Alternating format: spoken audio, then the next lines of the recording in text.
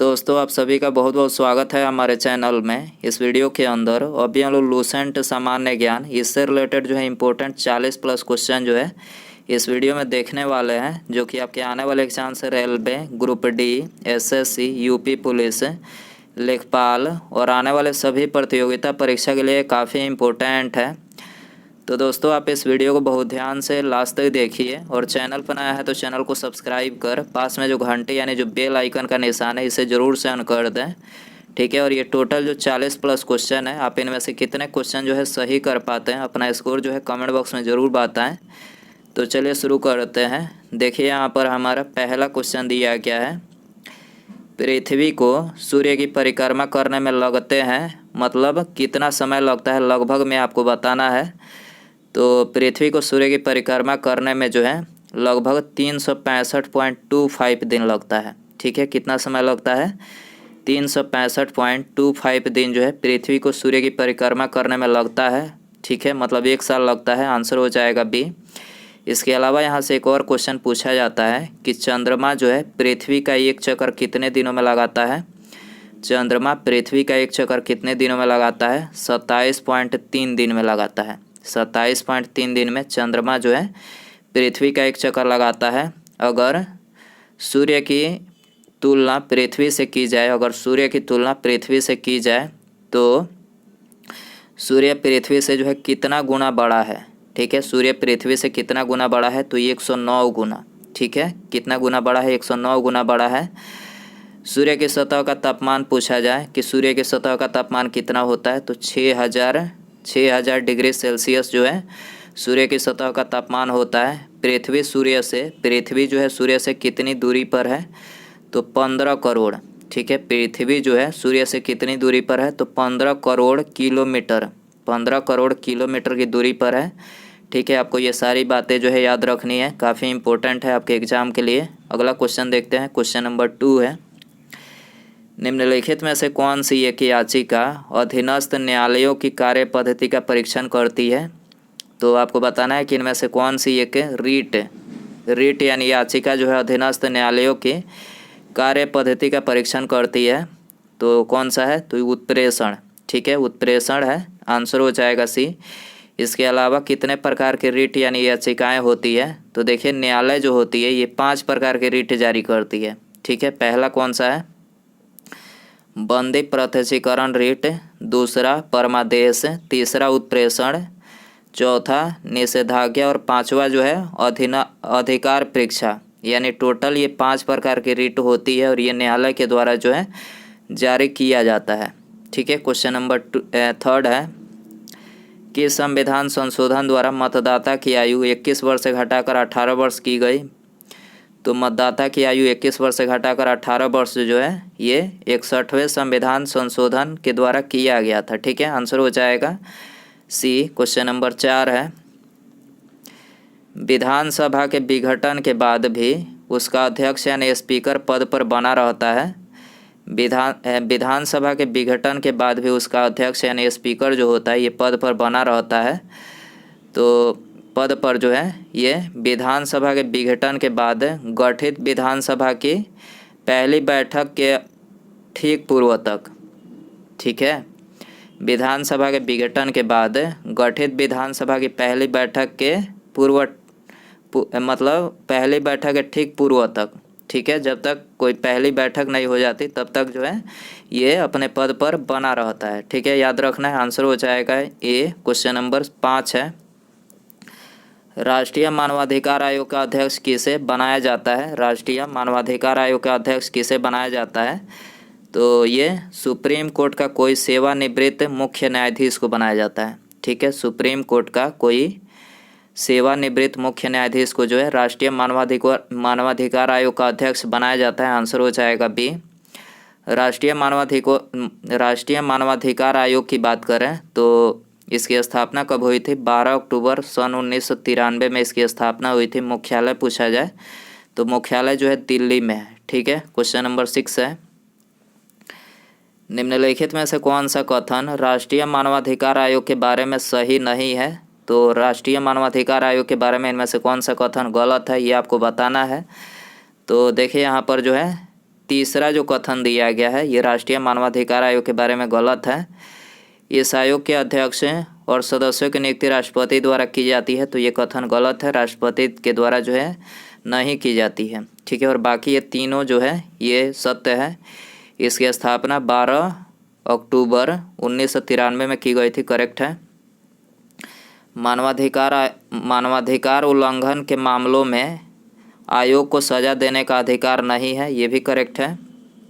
और तीसरा जो दिया गया है, आयोग अपनी वार्षिक रिपोर्ट केंद्र सरकार और राज्य सरकारों को भेजता है। ठीक है, राष्ट्रीय मानवाधिकार आयोग जो है अपनी वार्षिक रिपोर्ट केंद्र सरकार और राज्य सरकारों को भेजता है। तो यहाँ पर ये तीनों ही कथन जो है राष्ट्रीय मानवाधिकार आयोग के बारे में सत्य है, और तीसरा जो है गलत है। जो गलत पूछा गया था, आंसर हो जाएगा सी। क्वेश्चन नंबर 7 है, भारत के निम्नलिखित मिट्टियों में से कपास की खेती के लिए कौन सी सर्वाधिक उपयुक्त है? तो कपास की खेती के लिए जो है काली मिट्टी, जिसे रेगुर मिट्टी के नाम से जाना जाता है, ये उपयुक्त होता है। काली मिट्टी या फिर रेगुर मिट्टी ये सबसे अधिक कहाँ पाया जाता है? महाराष्ट्र में। कहाँ पाया जाता है? महाराष्ट्र में सबसे अधिक जो है काली मिट्टी या फिर रेगुर मिट्टी पाई जाती है, ये आंसर हो जाएगा। क्वेश्चन नंबर 8 है, सूर्य से निकले विनाशकारी रेडिएशन से निम्नलिखित में से कौन जीवन सुरक्षा करता है? सूरज से निकले विनाशकारी जो रेडिएशन होता है तो उससे कौन जो है जीवन सुरक्षा करता है? तो ओजोन परत। ओजोन परत ही जो है ये मतलब सुरक्षा करता है, आंसर हो जाएगा सी। क्वेश्चन नंबर 9 है, निम्नांकित में से कौन सी एक नदी डेल्टा का निर्माण नहीं करती है? डेल्टा का निर्माण नहीं करती है, तो करेक्ट आंसर सी हो जाएगा, नर्मदा। ठीक है, नर्मदा जो है ये डेल्टा का निर्माण नहीं करती है। इसके अलावा डेल्टा के निर्माण करने वाली नदियां हैं, प्रमुख नदियां कौन सी है? महानदी, गंगा और कावेरी।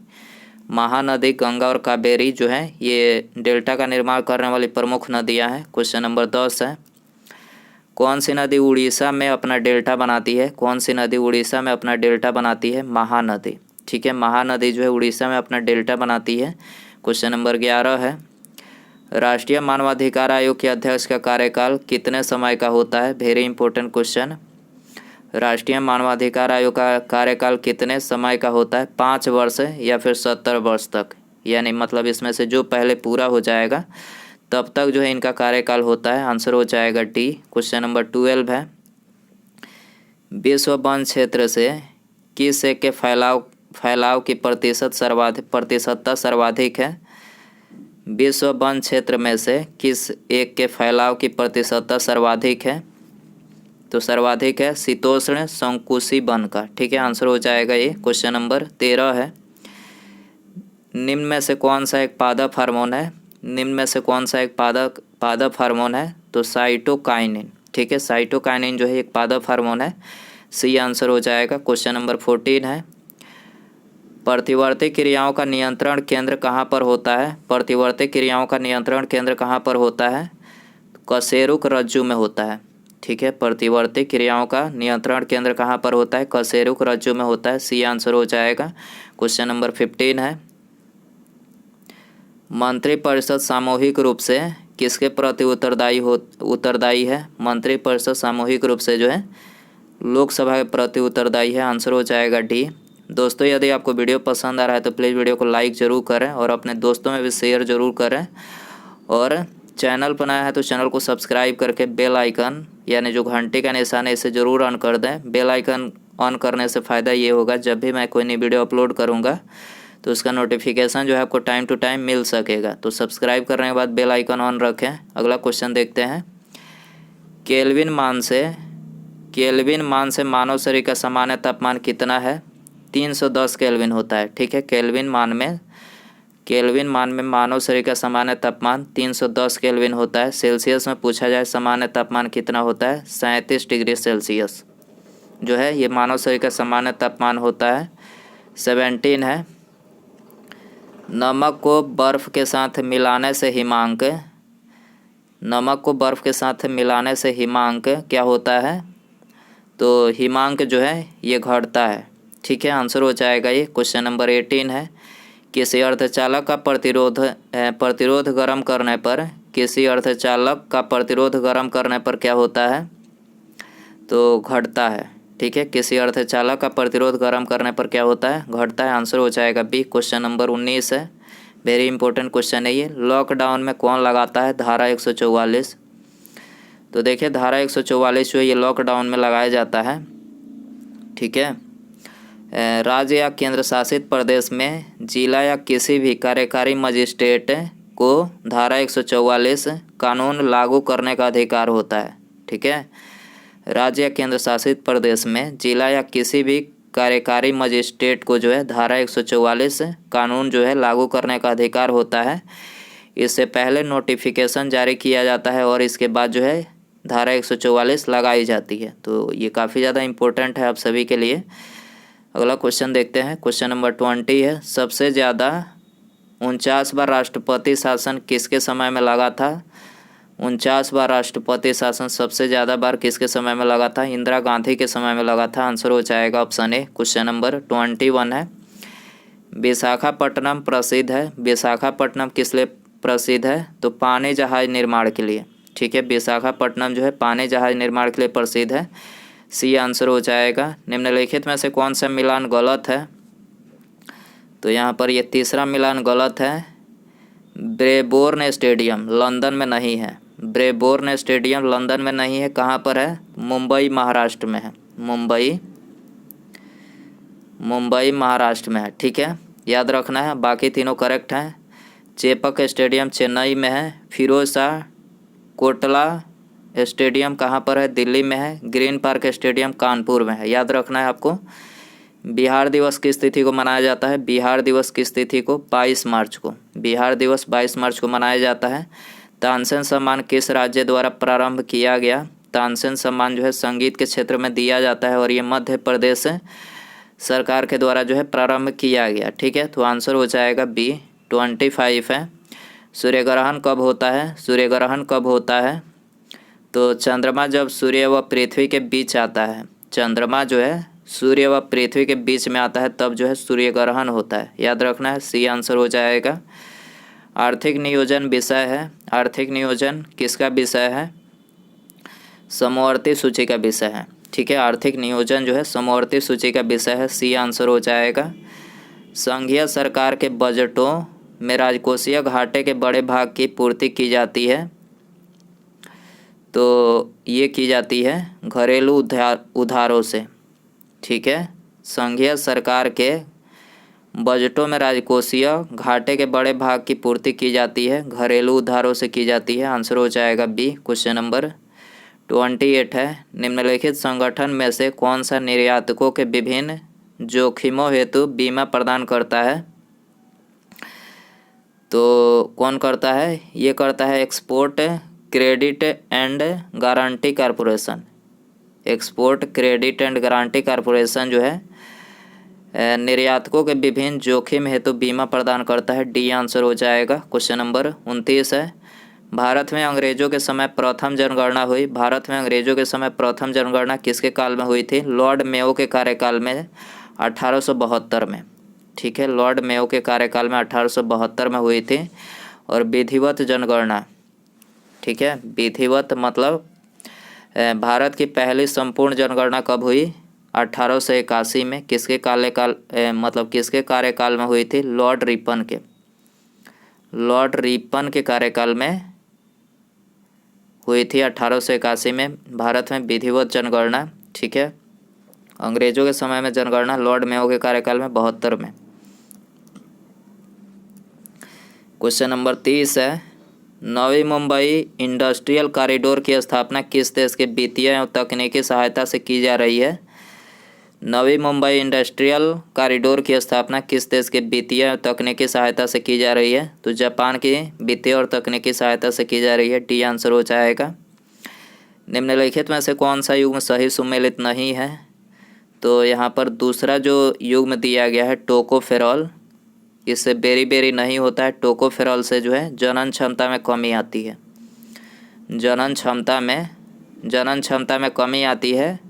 विटामिन ई इसका रासायनिक नाम होता है टोकोफेरॉल। विटामिन ई का रासायनिक नाम जो है टोकोफेरॉल होता है और इसकी कमी से जनन क्षमता में कमी आती है। ठीक है, बाकी तीनों करेक्ट हैं। रेटिनॉल जीरोप्थेल्मिया होता है, साइनोकोबाल्बिन रक्त अल्पता इसको बोलते हैं, और आर्गोकैल्सिफेरॉल रिकेट्स, याद रखना है आपको।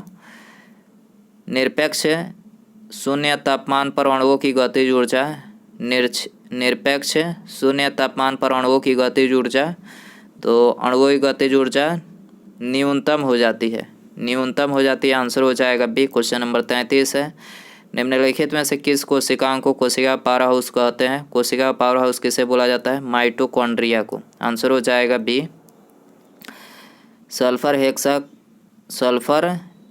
हेक्सा फ्लोराइड अणु का आकार कैसा होता है? सल्फर हेक्सा फ्लोराइड अणु का आकार कैसा होता है? अष्टफलकीय होता है। आंसर हो जाएगा बी। क्वेश्चन नंबर 35 है, किसी तत्व या गुणों को प्रदर्शित करता है? किसी तत्व या गुणों को प्रदर्शित करता है परमाणु क्रमांक। परमाणु क्रमांक किसी तत्व या गुणों को प्रदर्शित करता है, ये आंसर हो जाएगा। 1802 की बेसिन की संधि पर हस्ताक्षर किसके मध्य हुए थे? 1802 की बेसिन की संधि पर हस्ताक्षर किसके समय में हुए थे? अंग्रेज तथा बाजीराव द्वितीय के। ठीक है, अंग्रेज तथा बाजीराव द्वितीय के मध्य हुआ था, याद रखना है। बी आंसर हो जाएगा। विधवा पुनर्विवाह अधिनियम किसके शासन में क्रियान्वित किया गया? विधवा पुनर्विवाह अधिनियम किसके शासन में क्रियान्वित किया गया? लॉर्ड कैनिंग के शासन में।